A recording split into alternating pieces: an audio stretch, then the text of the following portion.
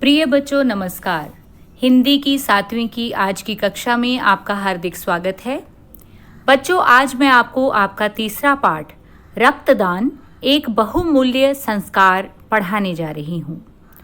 बच्चों रक्तदान का अर्थ होता है अपने खून का दान करना और यह एक बहुमूल्य यानी बहुत उपयोगी संस्कार है, हमारी परंपरा है।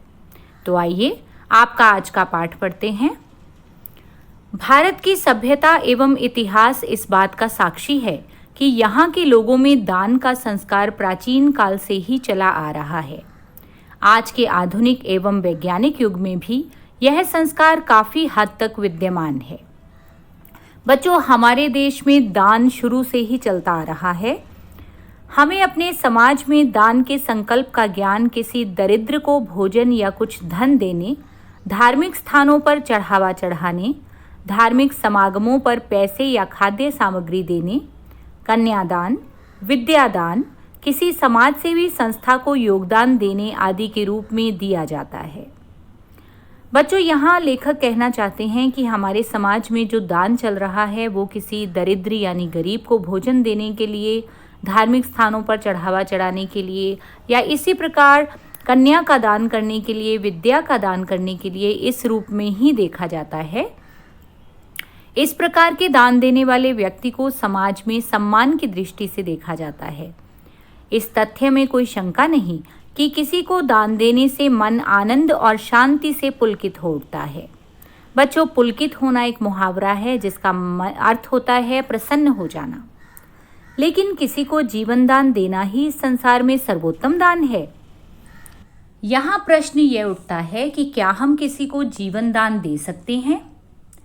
हाँ, निस्संदेह दे सकते हैं, यानी बिना शक हम जीवन दान दे सकते हैं।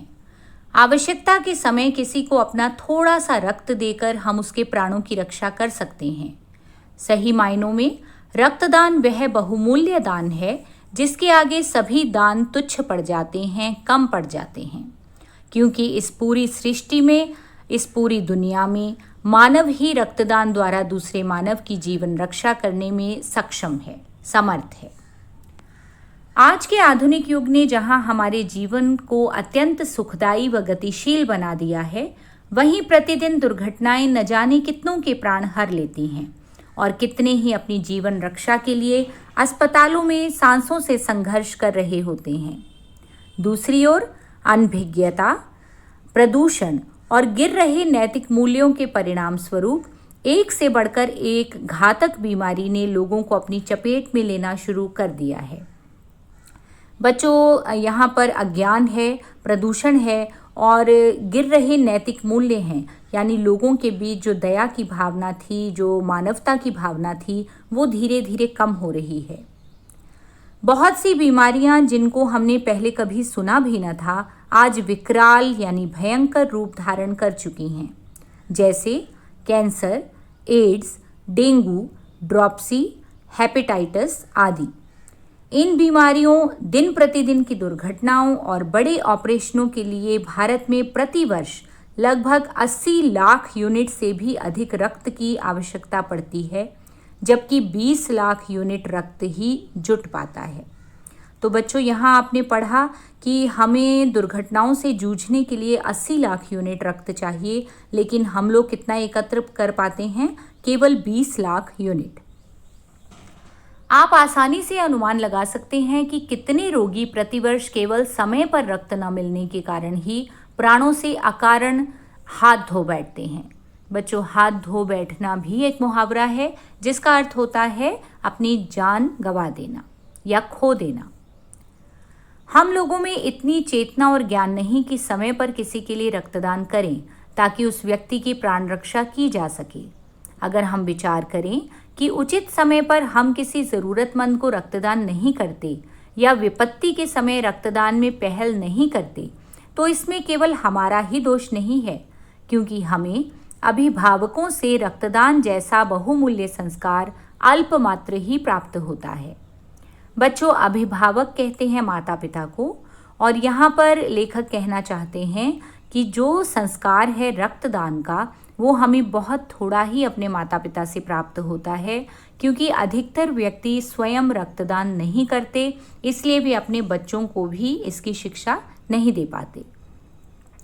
इसके विपरीत यदि कोई बच्चा अपने निर्णय या किसी की प्रेरणा से किसी रक्तदान शिविर में रक्तदान कर देता है, तो उसे घर जाने पर पारितोषिक यानी इनाम या शाबाशी के स्थान पर कटु शब्द और फटकार को ही सुनना पड़ता है।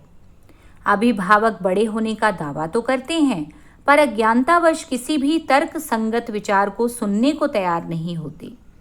बच्चों, यदि कोई बच्चा अपने आप जाकर 18 वर्ष से अधिक आयु का जो बच्चा है वो अपने आप जाकर अगर रक्तदान कर आता है, तो उसे अभिभावकों से, अपने माता पिता से डांट पड़ती है। इसका मुख्य कारण आम लोगों का अशिक्षित होना, उनमें भांति भांति के भ्रमों से युक्त रूढ़िवादी विचारों का होना ही है। बच्चों, रूढ़िवादी विचार कहते हैं उन विचारों को जो बहुत पुराने समय से चले आ रहे हैं और जिनमें बदलाव की ज़रूरत है, लेकिन हमारे बड़े उनमें बदलाव करना नहीं चाहते। हमारे समाज में साधारण क्या, शिक्षित वर्ग का भी काफ़ी बड़ा भाग इस प्रमाणित तथ्य को मानने से आनाकानी करता है, मना करता है कि सुरक्षित रक्तदान करने से हमारे शरीर में न तो कोई कमज़ोरी आती है और न ही कोई बीमारी लगती है। इन हालातों में यह उम्मीद लगाना कि वे अपने बच्चों को रक्तदान जैसे बहुमूल्य संस्कार देंगे, एक व्यर्थ सी बात लगती है, एक बेकार सी बात लगती है। इसके विपरीत हमें ऐसे महान व्यक्तियों के भी उदाहरण मिलते हैं जिन्होंने 10, 20, 50 या फिर 100 से भी अधिक बार स्वैच्छिक रक्तदान किया है। बच्चों, स्वैच्छिक का अर्थ होता है अपनी इच्छा से, परंतु ऐसे व्यक्ति हमारे समाज में बहुत कम हैं। लोगों में रक्तदान एक संस्कार के रूप में न विकसित होने के पीछे उनकी अवैज्ञानिक सोच भी जिम्मेवार है। प्रत्येक समय हर ब्लड ग्रुप की निरंतर आवश्यकता रहती है। ब्लड ग्रुप, जिन्हें रक्त समूह कहा जाता है, A positive, A negative, B positive, B negative, A B positive, A B negative, O positive और ओ नेगेटिव 8 प्रकार के होते हैं। पॉजिटिव ग्रुपों की अपेक्षा नेगेटिव ग्रुप संख्या में बहुत कम होने के कारण उनकी उपलब्धता भी कठिन होती है। बच्चों, हमारे जो 8 ब्लड ग्रुप्स हैं उनमें जो पॉजिटिव ग्रुप हैं वो अधिक उपलब्ध हैं, ज़्यादा लोगों के पॉजिटिव ग्रुप होते हैं, लेकिन जो नेगेटिव ग्रुप है वो बहुत कम लोगों को में मिलता है।